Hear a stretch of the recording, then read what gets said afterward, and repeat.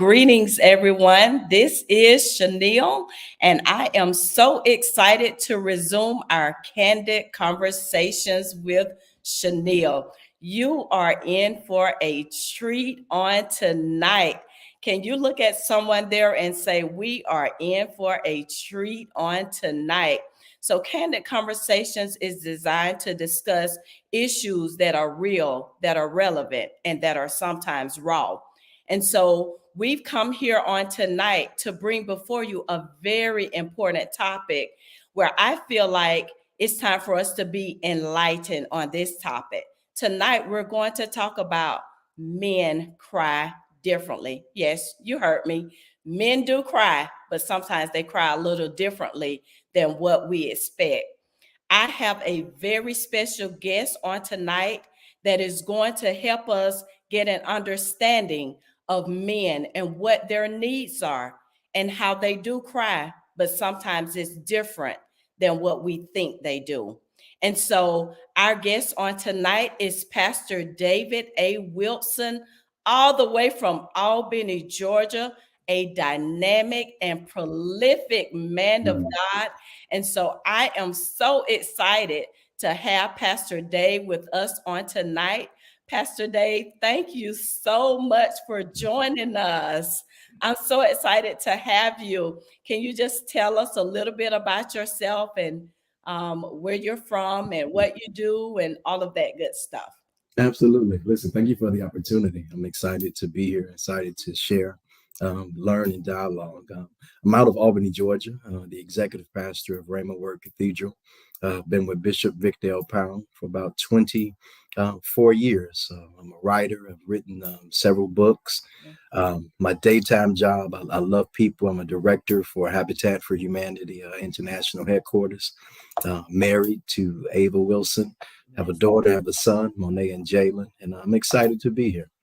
Oh, awesome, awesome, awesome, awesome.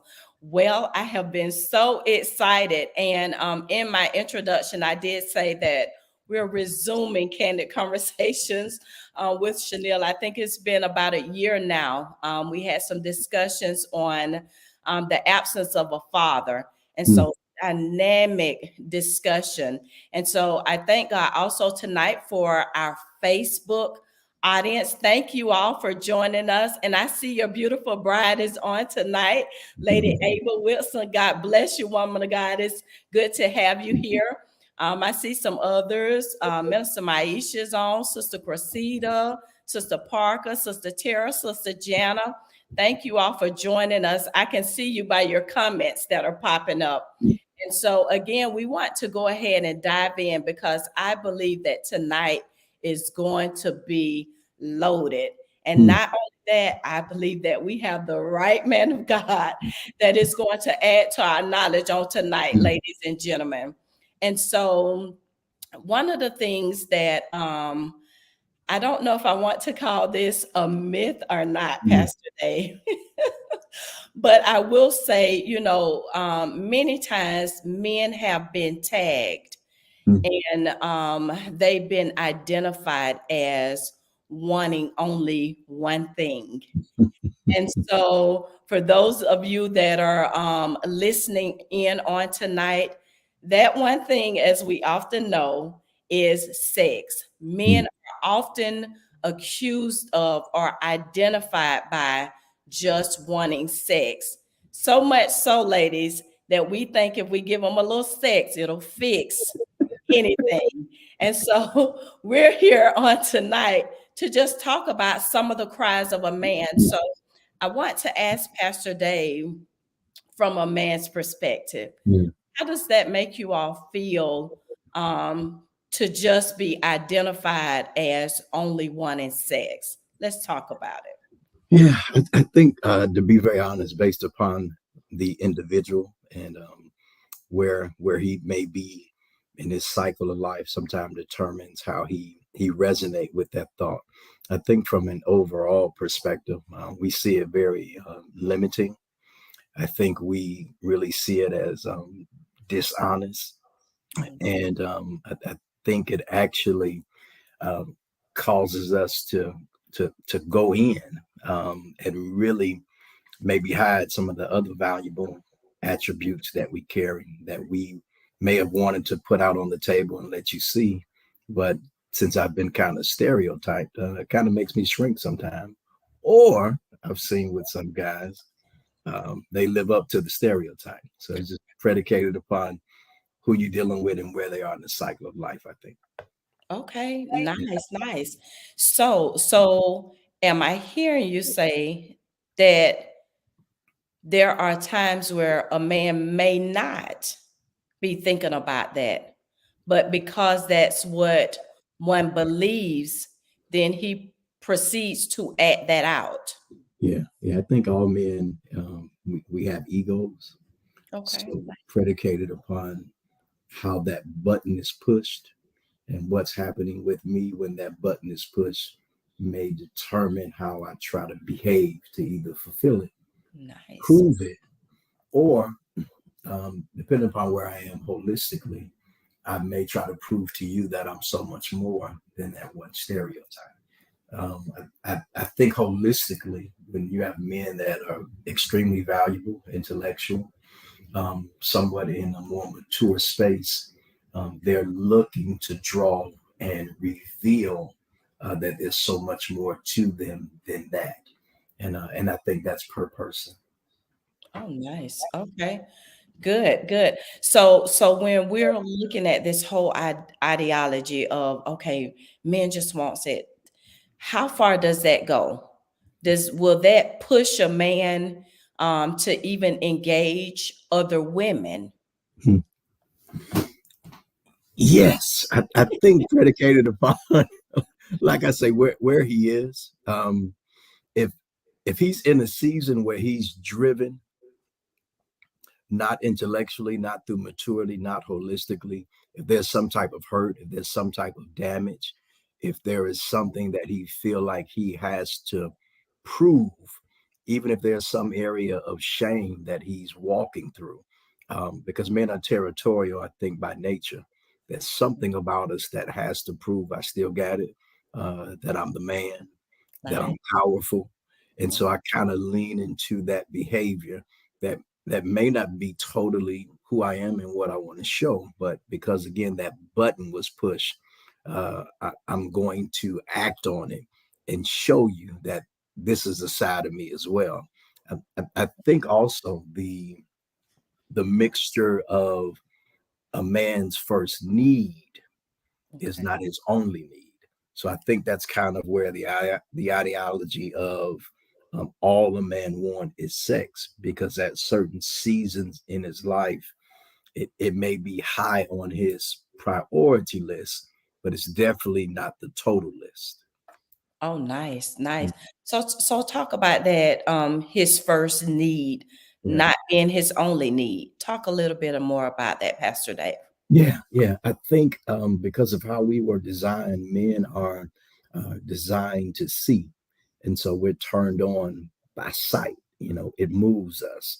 So we love to see beautiful women. In regards to if a man is married or not married, he loves to see his woman. Mhm. But we're turned on by sight first. I don't think any man sees a woman and says, "I wonder how smart she is." There's something about her on the outside that kind of pulls him in. But if there's much more substance to him, if he's a goal centered man, if he's a focused man, if he's a man that has engaged in different places, locations, geographics, different skills, if there's so much more to him, I think he's looking for that match, that there can be kind of a back and forth of there's more to me that I want to unveil. I want to reveal that there's so much more to me than just the physical. So let me show you a little bit of my emotional side, my intellectual side, my goals, where I'm going in life. And so I think that's a part of it. But I think because we're turned on by sight, Mhm. um, we kind of get stereotyped that that's all we want. And I think we have to give way for need versus wants in terms of how we are wired. I think men are wired to desire sex from a biblical perspective.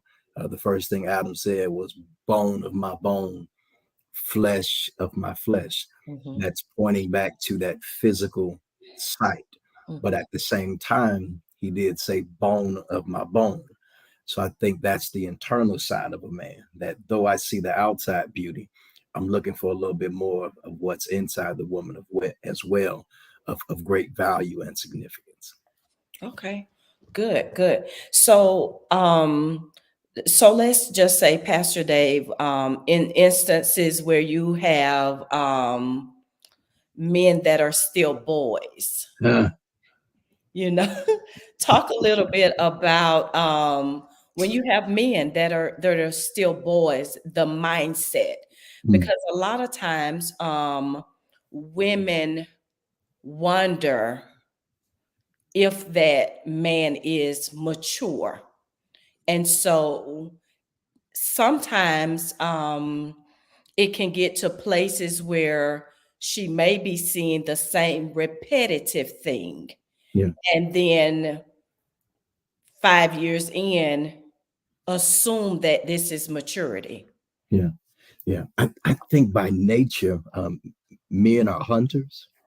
And if you want to find out a man's motive, where he is in his maturation process, if he's walking more maturely, I think withholding while revealing, if you can withhold the physical while revealing other areas of who you are, I think those are ways to test and see what he is about.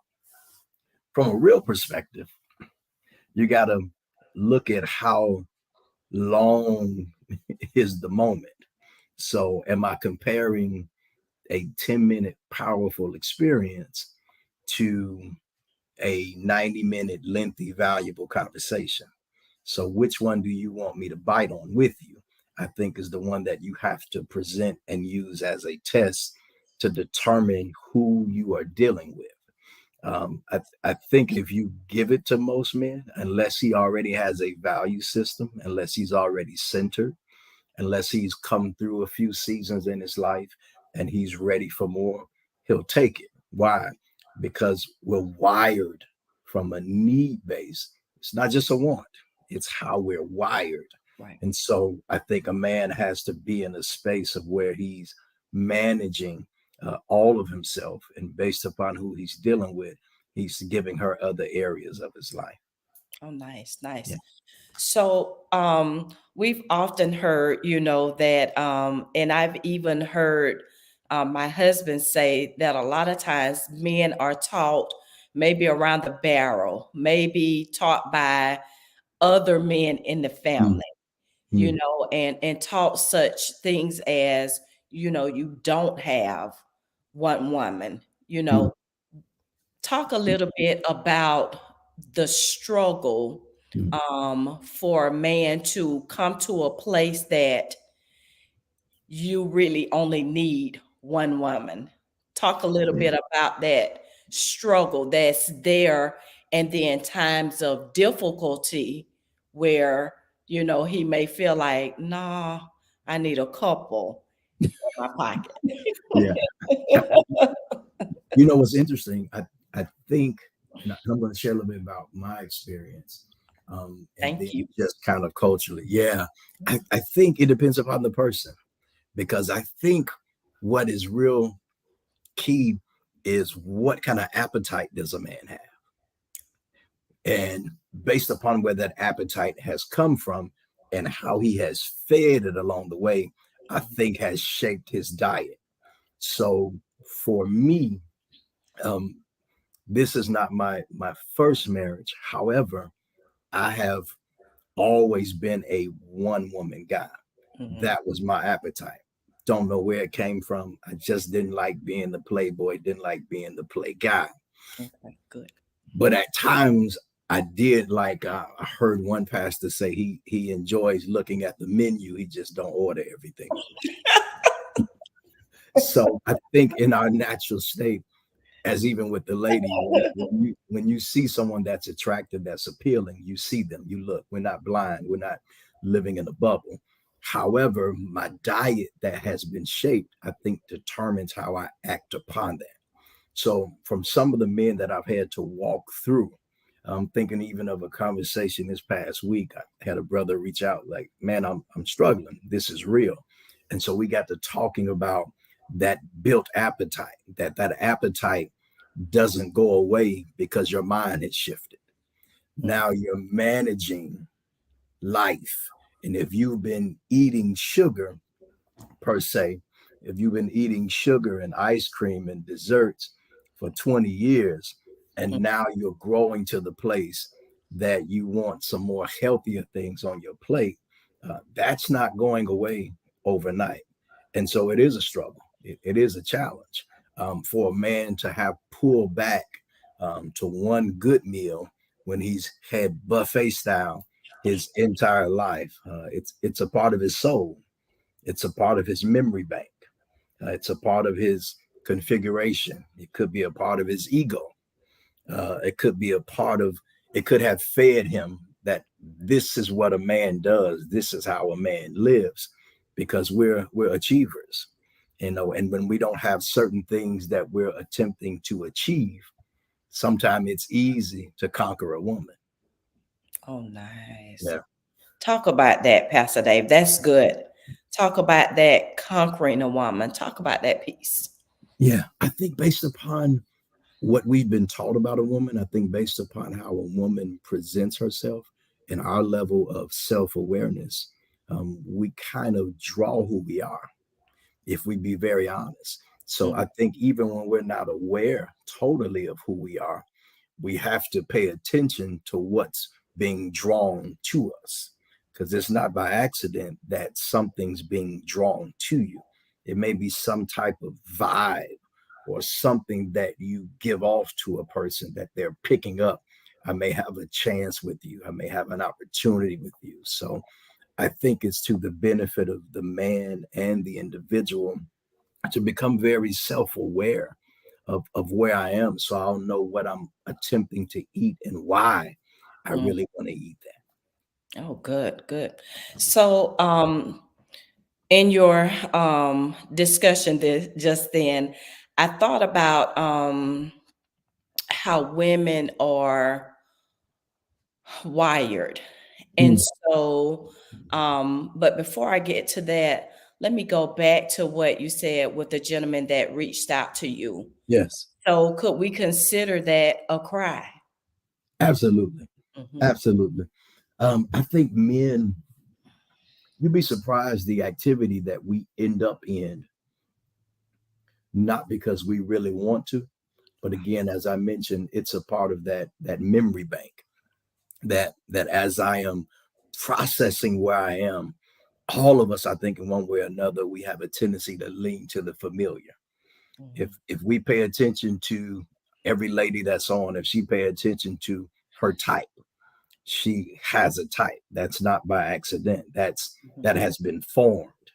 That you have your own thing you're drawn to, even when it may not be the best thing for you, and you may know that ahead of time. So Yeah. I think all of these things help feed us. But from a man perspective, to answer specifically, absolutely, I think it's a cry for affirmation. I think it's a cry for safety. I think it's a cry for support. And I think it's a cry for identity as well. Mm, mm. Mm, Okay, good. So, Pastor Dave, can you talk about each one of those? yeah, You talked about the affirmation, the safety, the support, the identity. yeah. Can you talk a little bit about that? Because, I tend to believe that a lot of times, as women, we overlook the cry of a man. And, just because we cry differently. So Mm, our cry may be that of a little bit of nagging. mhm, Our cry may be repetitively saying something over and mhm, over. mhm, Our cry may be literally a physical cry. mhm, So men are crying, but they're just crying different ways. And I think it's important for us as women to hear and to tune in to how men cry differently, because you said something that was very powerful when you said that men may end up doing things that they may not necessarily want to do, Yeah. which could be, sometimes the reasons why men end up in other places, because they want to be heard, Yeah. because someone is not familiar with them just yet. They have that opportunity to talk, to Yeah. vent, to share, what's on their heart. So, can you jump back and talk about those different things? Yeah. I think men in our own way, because of how we're wired, I think we cry competitively. Oh, nice. So that's why we come alive around sports, whether it's basketball, football, boxing. It's something that ignites and resonates within us, that I think we love the challenge. That's why, ironically, you can think giving sex to a guy will pull him in when it may actually shut him off from you once he got it, because the enjoyment of competing, not just winning. We don't like to win very quickly. We Oh, like a good fight. We like to go all the way to round 12 and then become victorious. We don't want to knock it out in the first round, because we're wired that way. So I think looking for affirmation. I think a man, because he is competitive by nature, there's a book called Wild at Heart, written by John Eldridge, and he uses an extreme example that I think is relevant. How he deal with how when you're young, how men are trained, how you men, we play cops and robbers. Me being born in Chicago in low income housing, that was normal. Cops and robbers, and here it is. You got the girl who played house. They were trained to play house, and so you got the little boy playing cops and robbers. That's his norm. So oh, he's being shaped on an appetite to conquer, to mm-hmm. compete, to take out. And you have the young lady who's playing house. She's playing mama. She's playing daughter. So there's already something in the atmosphere of how they communicate with one another, with how they interact. And when you don't have the maturation, when you don't have the maturity to know what you should compete with, sometimes you compete with what's accessible to you. Now, let's flip it. If the young lady It's good. is looking to be rescued. So, John Eldridge talks about this book, how a man, and he used that analogy of cops and robbers as a kid, how a man needs an adventure to live, Mm. a battle to fight, and a beauty to rescue. Oh, nice. That's how we are wired, because we're competitive and territorial by nature. So, I want a woman to rescue, but I want to make sure that she's rescue worthy. Oh, Yeah, I want to make sure that she's rescue worthy. But I think we're looking for because it's amazing. Now you get to dealing with mother issues. Did mama affirm him? Did mama groom him? Did mama train him?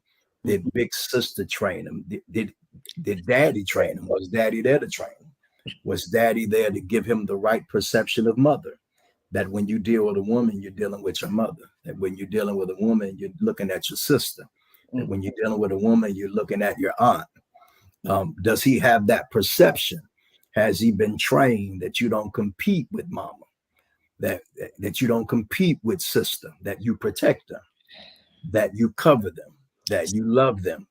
That you honor them? It's all those things that's mixed in that a man is functioning and looking for. So whatever affirms him, because if I need a battle to fight because I'm competitive, if I need an adventure to live, something that takes me places, and if I'm looking for beauty to rescue, how I engage and communicate with all those things determine the behaviors that I find myself in. So I think a lot of time a man is looking for some form of affirmation. That could be from a hurt relationship, that could be from he never received it from his mother. It could be that he never received it from his father, but he's looking for something to say you're valuable. He's looking for something to say you are victorious, that you are a champion. the killer is, That's if good. that's his identity anyway, I don't need to behave to prove that against a woman. So we may have to direct my energy while I have a partner on my side versus a woman under me and I'm over her. That's good. Yeah. Yeah. She's at my side looking at the same goal. Mhm. She's at my side looking at the same agenda. She's at the side looking at the same future. But if I take my eyes off the future in front of me and I have a woman who I view under me, I'll start looking down at her Mm, versus forward in the future that we're moving towards together. So I think it's a form of affirmation because we're competitive by nature. that's That's good. one. Keep talking. Sorry. Uh, Identity. I think the identity piece is determined by how we view masculinity. Mhm. So now we're getting into how does a man cry because of the understanding of what masculinity does and what masculinity does not do. Mhm. So a man does not resonate with vulnerability and transparency, I think, at first as a strength.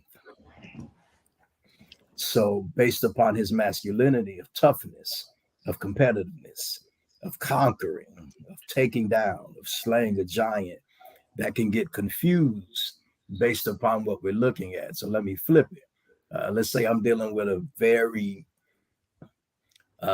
woman who communicates with her mouth, her tone. Attitude. There you go. Attitude. Got the neck moving. That Mhm. may press a button in me that causes me to compete versus causes me to communicate based upon what I've been taught. Relationship takes skills. Engaging with a man and a woman takes skill, not just attraction.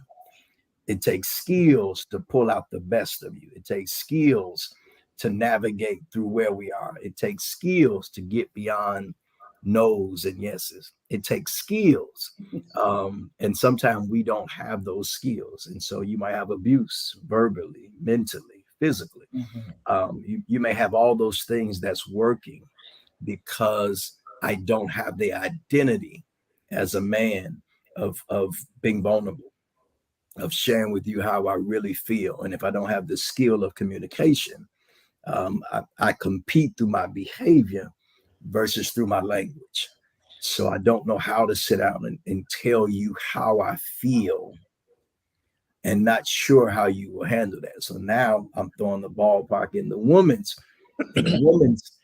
vicinity. Now, if I take the risk to be vulnerable, are Mhm. you a safe place? Oh, that's good. Are you a safe place? Because I have to backtrack to, was mama a safe place? Okay. Was sister, big sister, was auntie, was big mama? Were they safe places? Or did they minimize me for the sensitive side of me? Mm. Yeah, that there are parts of me that I think when a man is whole, and you stop me because you know I'm a preacher, so I can flow. Go right on. When a man is whole, when a man is whole and in the process of wholeness, because wholeness is a journey. I think when a man is in the process of wholeness, he's more apt and more aware of the strength and the sensitivity, and that he's a mixture of them both. From a biblical perspective, you all come out of us. So that means there has to be sensitivity within me if you come out of me. Mhm. It's You good. know, yeah. So I think it's a mixture of both. But is that woman a safe place? Can she handle my vulnerability? That when I leave her space, I do still feel like I am a man, that Mhm. I do still feel like I am the strong king, the masculine and the identity, that I have been affirmed, though I've shared a moment. And this is why you can have a man that can cry in a moment, but he can be competing in the next moment because it's a mixture of who we are. And I think it pays benefits for a woman to understand that. Phew. Well, that's loaded. That is loaded. And so it makes me think about when we think about a man and we think about vulnerability. And so, gosh, how is it that talk about the difference between a man that's vulnerable and a man that's weak? Mm, that's good. Vulnerability. Let me think about that. Vulnerability. What's the difference between a man that is vulnerable and then the man that is weak? I think vulnerability does not erase my strength. I think the fact that I'm in touch with my vulnerability does not minimize the king in me at the same time. Mm, That there's still the identity of who I am as a man can come forth, and don't be alarmed that I'm revealing a mm, sensitive side, that I'm revealing a soft side, that I'm revealing a side of me that I may not show often. Don't lose sight that that's a piece of who I am, not all of who I am.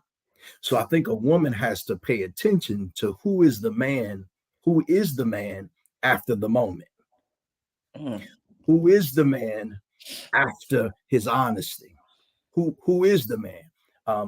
I can be honest and say with my wife, man, this was a tough day. I got people coming at me, I got people hating on me, I got people trying to come at my position, and she may even hear the fear in my voice. Absolutely. But never forget that there's a lion somewhere inside of me. Absolutely. That's why when a man has identity, when he's aware of who he is in completeness, he doesn't mind showing you all areas of who he is. So don't let the vulnerability trick you and think that he is weak. Now, I think if a man is in the process because of what has occurred, you have to pay attention to, is he broken? Does the little boy remove the king? Mm, Because I think a man always wants to be a man. He always wants to be perceived as strength. He always wants to be perceived as strong. He always wants to be perceived as the champion, as the one that can take out the Goliath.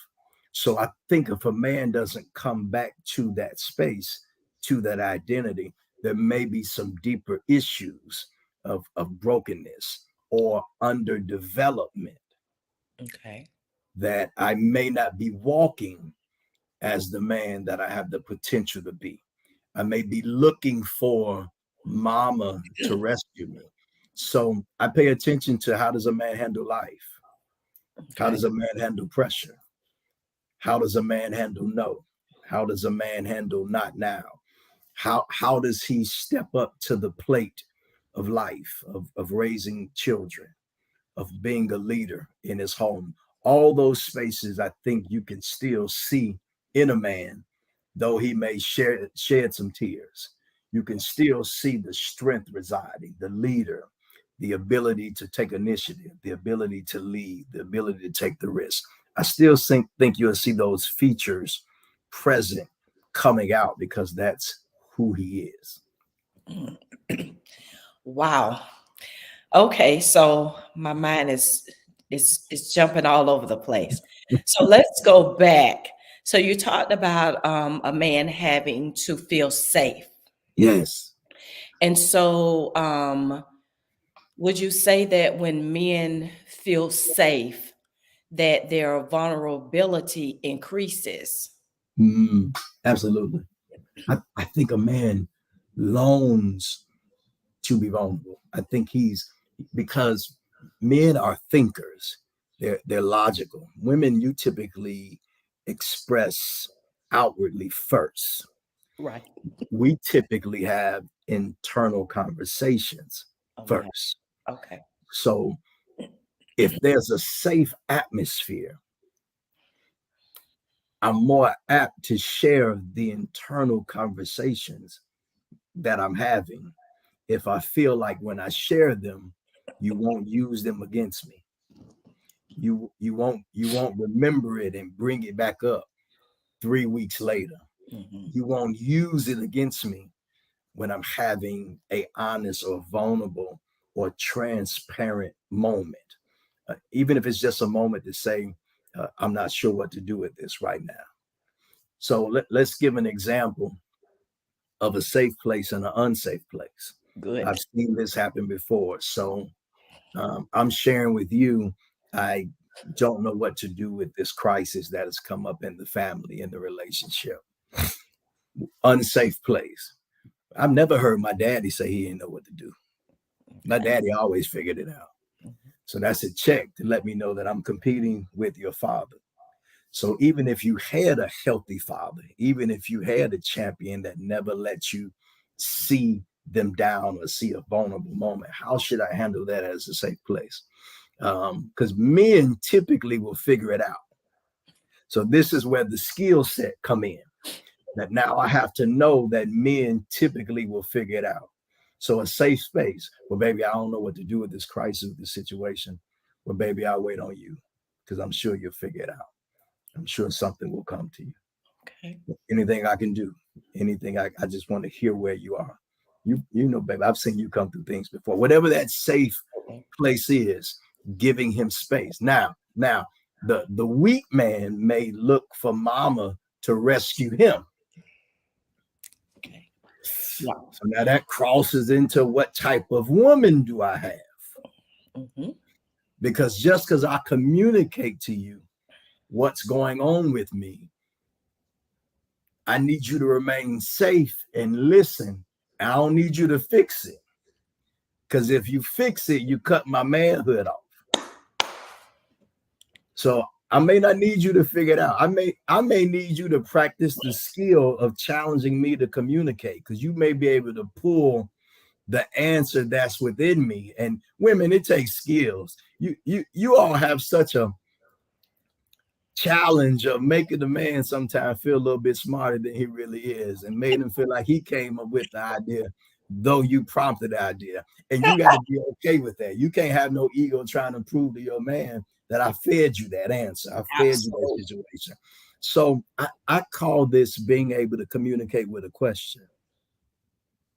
See, a man will open up if you ask him a question. Mhm. Because in his own mind, he's smart, he's sharp, he's a conqueror, he's competing.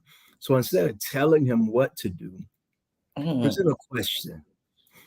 Well, baby, I don't know what I'm gonna do about this situation. Baby, any thoughts running through your mind of what we can try? Not if I was you, I would do this. And I know such and such husband, when they got into this situation, he went out and he just went and got another job. You have thought about getting another job, and maybe we could, No. because you're that safe place, especially if you're his woman.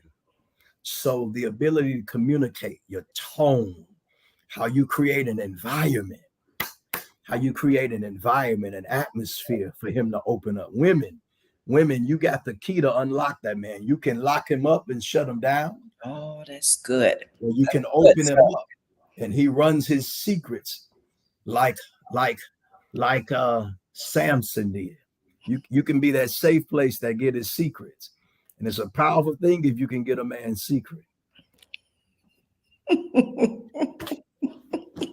Lady, why I get the talking. So go ahead now. Go ahead now. That is excellent. That is good information.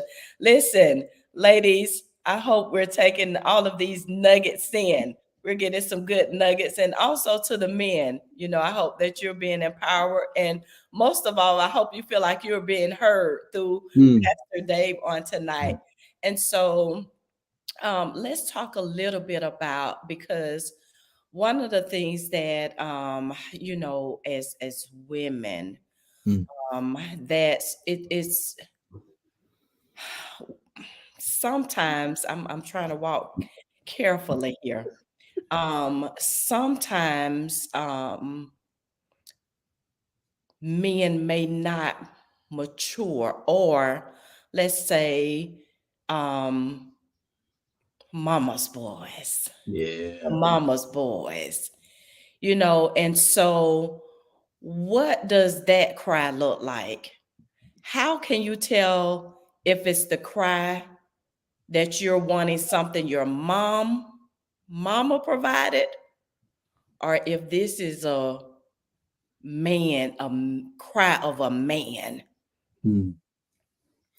I think if it's something that he lacked from mother, I think you'll see the consistency Mm, of, and I'm processing it as I'm thinking about it from a it's good. visual perspective.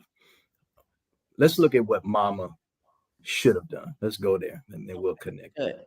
Good. Good. Um, Mama should have trained, mama should have taught, mama should have covered to a degree. Mama may have provided emotion, should have provided somewhat emotionally.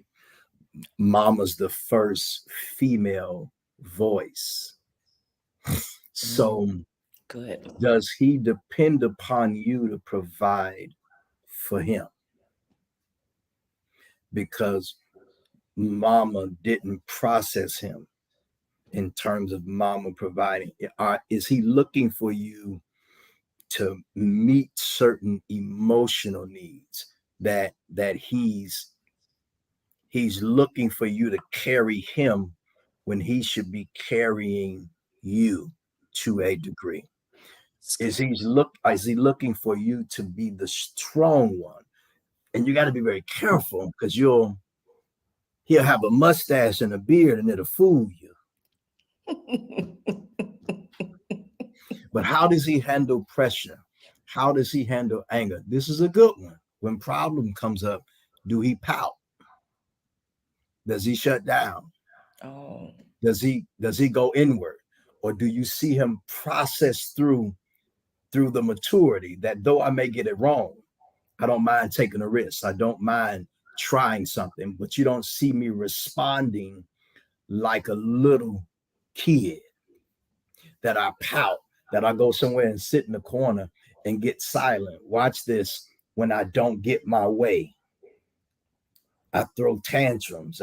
I shut down. I don't take you out. I don't compliment you. I don't do the things that a man should do because the little boy is leading me now and not the man. mm, So maturity has a look. How is he led? How is he engaging? What is he communicating about? Is he solution oriented?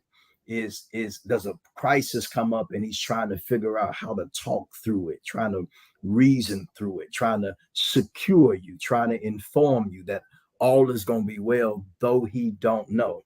That though I'm not sure what I'm going to do in the moment, you can trust me, you can cleave to me, you can jump on my back, that I got you, that I'll battle for you even if I lose, but I will battle for you because that's the man side of me that will compete. But I'm not going to go silent on you too much. I'm not going to have a conversation sooner or later. I'm not going to not take initiative. I'm not going to sit back and let you figure it out and carry the weight of this on your own. All those are signs. All those are signs that you may be dealing with some maturity issues in concert with mother issues. With mother issues, does he talk about? Does he expect you to be his mama? Does his mama come up a lot? And does he compare you? Like sometimes you may compare him to your father if you had a great father. Does he compare you to his mama? You can listen to all those different clues, I think, that tell you where a man is in the process of maturation. good, good, good. Okay, so let's talk a little bit. So we're going to transition now towards men and men crying differently. Yes. What would you say is maybe one of the worst things Ooh, that a woman could do that is going to be very damaging to her relationship? yeah. Disrespect. Um, Secret disrespect. But what's even more damaging, public disrespect. Mm, Men equate love with respect. From a biblical perspective, God put the responsibility on men to love the wife, love the woman as Christ loved the church. But he never required you all to love us back. mm, What the commandment was, we have to love you as Christ loved the church.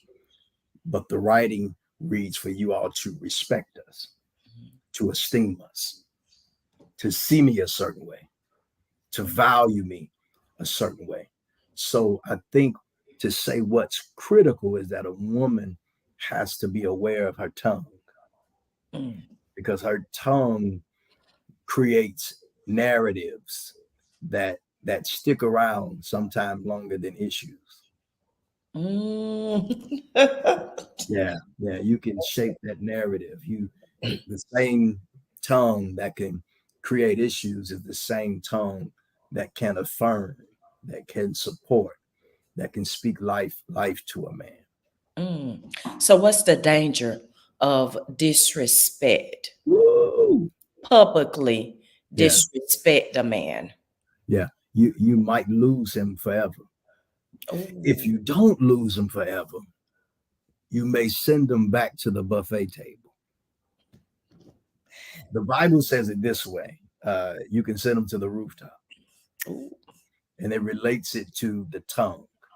So hear me. You would rather have a problem and have your man emotionally in the house than to have an issue where he's physically in the house and emotionally in another state. Ooh.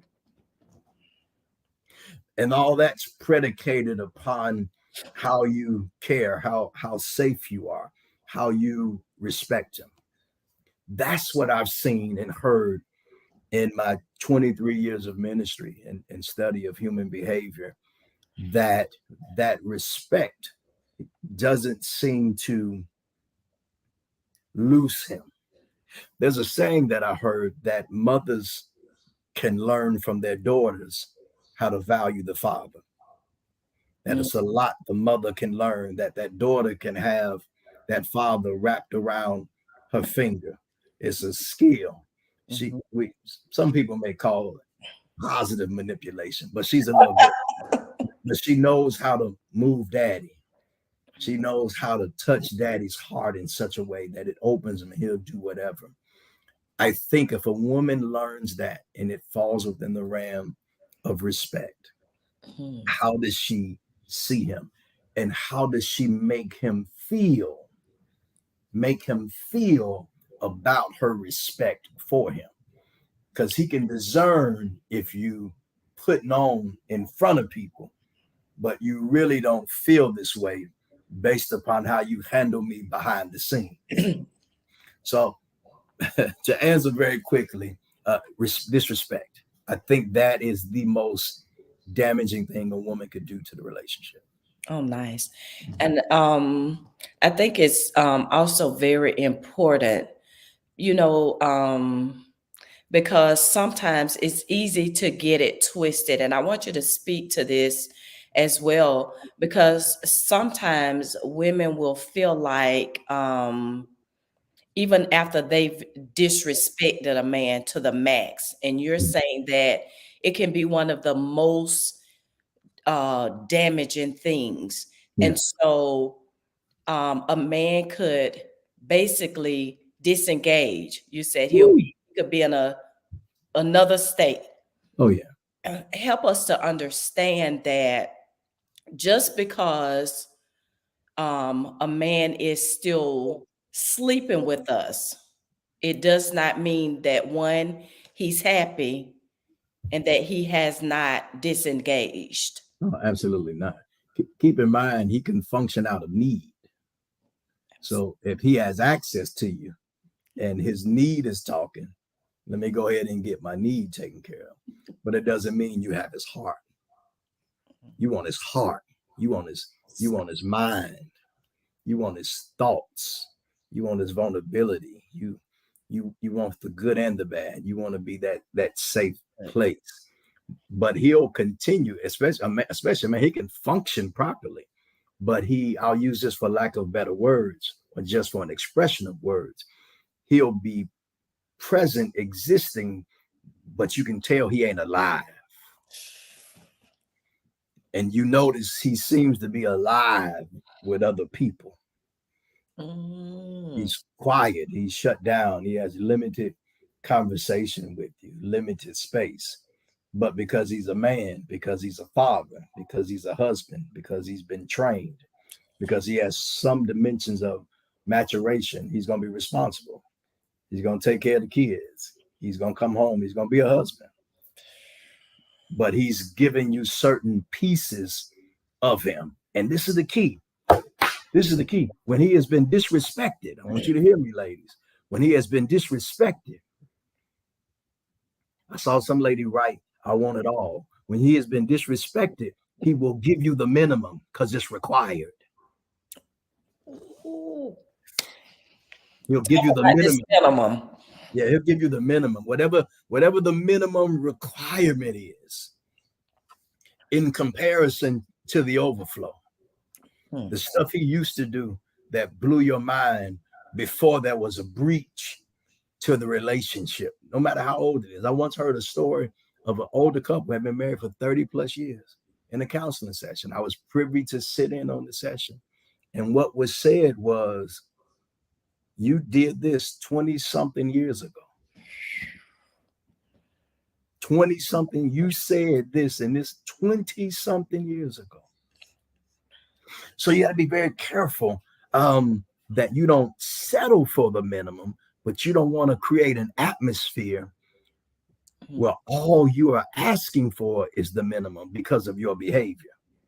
Because sometimes women can have an expectation of the maximum and don't know they've created an atmosphere to get the minimum. Oh, yeah. So he gonna put gas in the car because that's what he's supposed to do. He gonna come home every day because that's what he's supposed to do. He gonna make sure that there's groceries in the refrigerator because that's what he's supposed to do. He might buy you something every now and then because that's what he's supposed to do. But the maximum where he used to do all of the, where he was very intentional. He was very creative. He was trying to blow your mind. He was trying to keep a smile on your face. He's satisfied if you smile once a week. But there was something about him that he had the ability to make you smile every day. So you don't want to put your relationship in a position where he gives you the minimum conversation, minimum resource, minimum activity, minimal side of his heart. I've heard some women talk about, well, he don't even talk to me about those things. He don't talk to me about that, but he always got something to say about it. You got to ask, what happened? Did something occur? Was there a breach? Was he once vulnerable and open and transparent and honest and shared the most innermost parts of his being? And now that's not the case anymore. You have to backtrack what happened. And then let me just say this, and I'll be done on this part, ladies. Oh God, how an apology can heal. An apology. Not if I was wrong, I'm sorry. Not that. No. What a pull him from the rooftop. What a bring him back emotionally home. Was baby, that I didn't mean that. And hear me now, because I'm hearing as I'm talking now. If there's a dimension of self-awareness that you're able to be vulnerable and transparent, that I know I didn't handle you right. And that's something that I learned from my mama that I'm trying to conquer. And that's something, but I want to apologize to you and let you know that I really am sorry. Can he feel you're sorry? Now, I'm sorry. You know I'm sorry. I said I was sorry. No. Does he feel the fact that you've been thoughtful? Does he feel the fact that you've been meditating upon this? Does he feel the fact that you want to reconcile and heal? This is the killer. And you got to go above the right and wrong arena. Bishop Powell just said this today. If you live in the right and wrong arena, you'll never reconcile. So you got to be big to save the relationship. that, baby, I just need to apologize to you because I want us to get back on track. I noticed that there's been some distance between us, and I need you to tell me what can I do to win your heart again? Because I don't want to lose you. You're a good man. Whatever the case may be. But I said this to say just the power of an apology, what it does to a man's mind. Because keep in mind, we're competitive. So we might be trying to hold out. Now she was wrong, and I ain't nope. Or I said I was sorry the last time first. But when you ain't keeping score, because it's about longevity, it's about intimacy, it's about connection. And I'm not gonna let the lack of an apology breed space. Watch this, breed space that somebody else can be in between my space. That all this space is in between his heart. And these are people in conversations in between my space that I got to fight through other people to close that gap to get his heart back. So the power of apology, ladies, I think if you add that to your toolkit, a genuine one, it'll take you far. And acknowledge what you're apologizing about. Acknowledge where things went wrong, not blaming. Another tool in the apology, use language like we, us, and our. I want us to get this right, baby, because I want us to win. We got to get through this. We got to fight through this. That helps too. All right, lady.